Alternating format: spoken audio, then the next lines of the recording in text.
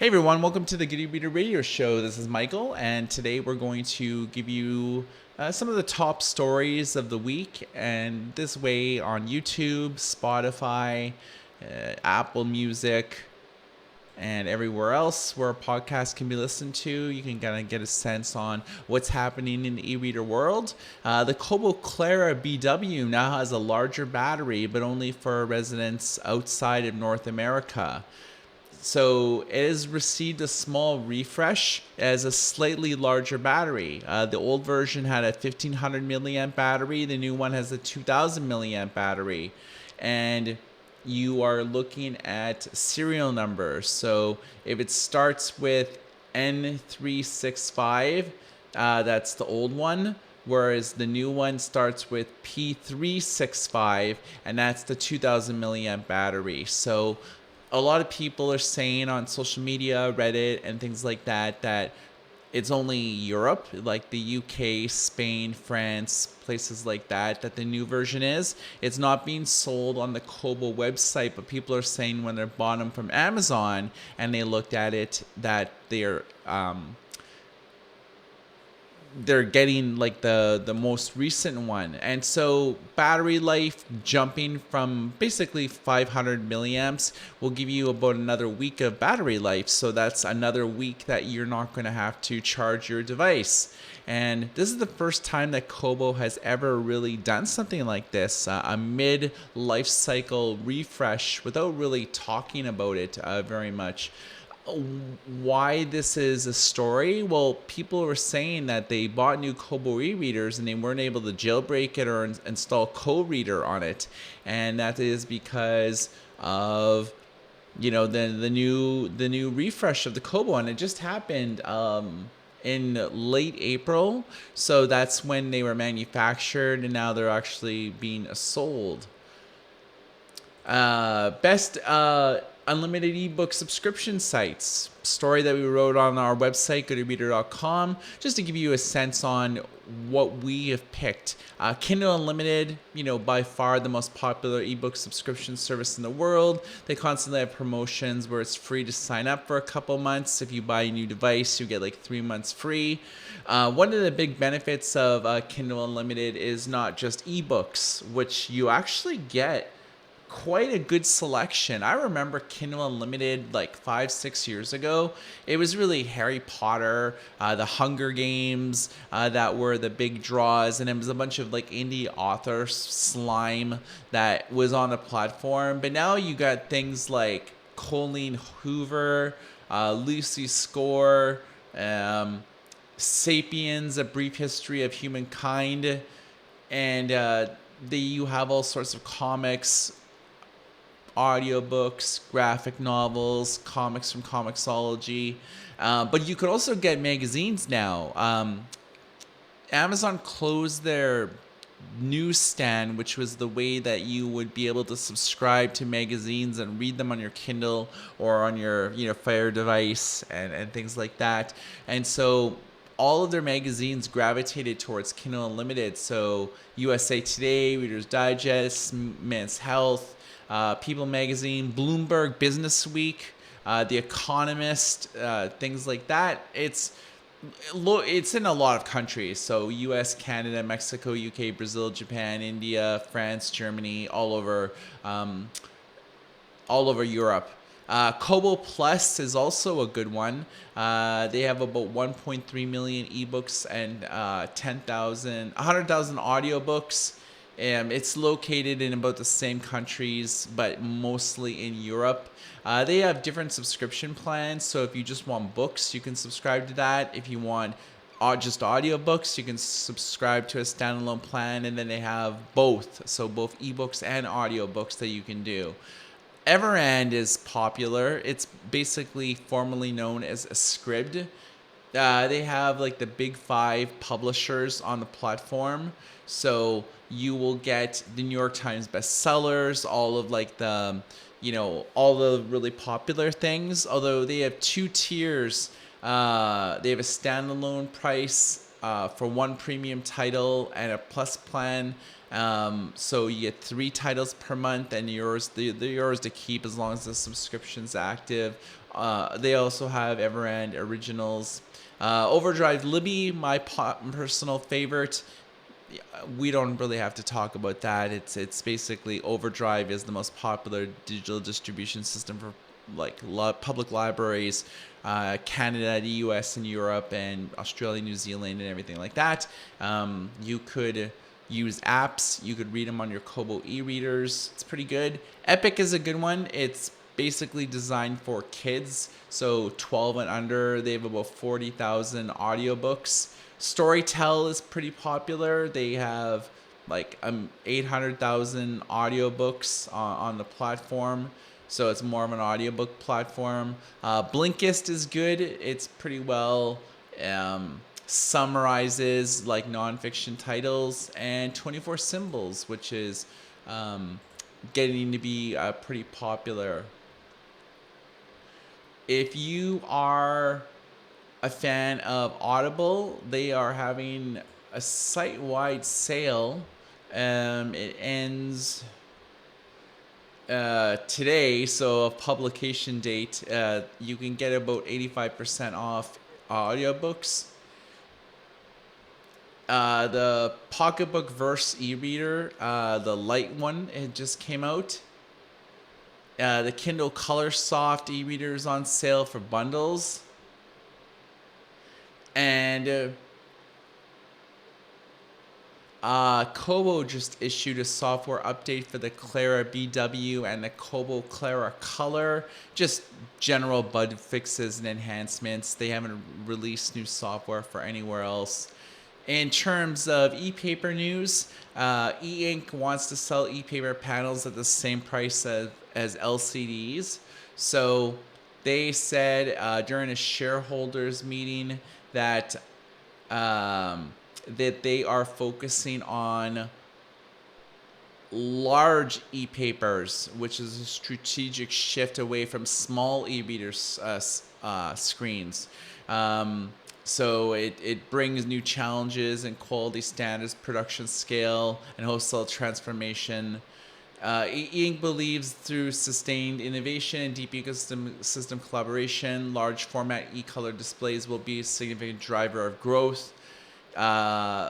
Johnson Lee, the president, said that full color e-paper has entered mass production with integration with a growing number of e-reader and e-note brands. So basically they're focusing on large screen color e-ink things. Think the Remarkable Paper Pro and things like that. So I don't think we're going to have to wait very long for a Kindle Scribed color. And if you're looking for book recommendations, we are doing a lot of content on our site at goodreader.com/blog. So about 3 or 4 times a month, we're doing the best fiction, nonfiction, and audiobook titles. So if you're looking for book recommendations, we're sort of doing that. The main story is buying ebooks on iOS has never been easier now. So the vast majority of people, they read on smartphones to read ebooks, and smartphone usage is around 91% in the United States. If you have an iPhone, however, you know that buying ebooks for the last 5 or 6 years has never been easy. If you have Google Play Books, Kobo Books, the Amazon Kindle app, you have no way to buy books within the app. You would have to sort of go to the Amazon.com or .ca or .co.uk version of the Amazon site, browse for a book, buy it, open up the app, sync it, and there you go. Pretty hard. So that's why Apple iBooks has been pretty popular on iPhones and iPads, because obviously you could buy books and audiobooks right in the app, and then you could just immediately start reading them. So due to a recent court battle in which they lost in the United States and Europe, the court mandated that apps can use third-party payments and can be redirected to the company's website to complete the final transaction. This has been a boon for the e-reader space as well as audiobooks. Spotify recently updated its app to allow for audiobook purchases and credits. But not only that, but Google Play Books, Kobo audiobooks, Kobo Books, the Amazon Kindle app, and the Nook app now have something called Buy Books. So if you're browsing the bookstore on any of these devices for iOS, iPad OS, and so on, if you see a book you like, it says buy book, and if you click on that, you'll be automatically redirected to your default browser. Normally people have Safari by default, but other people have Chrome, Firefox, DuckDuckGo, things like that. So it'll open up the browser right to the Amazon page, and then you could buy the book, and then it automatically redirects you back to the app. So things have never been that easy on iOS in recent times. Like, I'm not talking about pre 2011 when everyone was just selling books on the app. And what else is going on? A lot of e-readers have come out from Onyx Book. They have the Onyx Book Go Color 7 Gen 2, the Go BW, the XC. So they're doing a lot of things, although their monitor, their color one, is not that easy to purchase right now. It's basically impossible. Barnes & Noble launched a summer reading program. So if you have a little one, you basically enrolling is for free. The summer reading page in a Barnes & Noble website is a reading journal. Kids have to read 8 books of any kind from July to August. All they have to do basically is enter the book name, author, and what they liked about it. If they bring the completed journal to a Barnes & Noble bookstore from July 1st to August 31st, they can select a free book from the list, and the book list is in the reading journal. So it's just like a cool way that kids could read or listen to audiobooks of titles they already have at home, and then they could get a free book from like Barnes & Noble, which is nice. One thing that I do like about e-readers right now is that we're starting to see a little bit of innovation, and this is something that's been like severely lacking.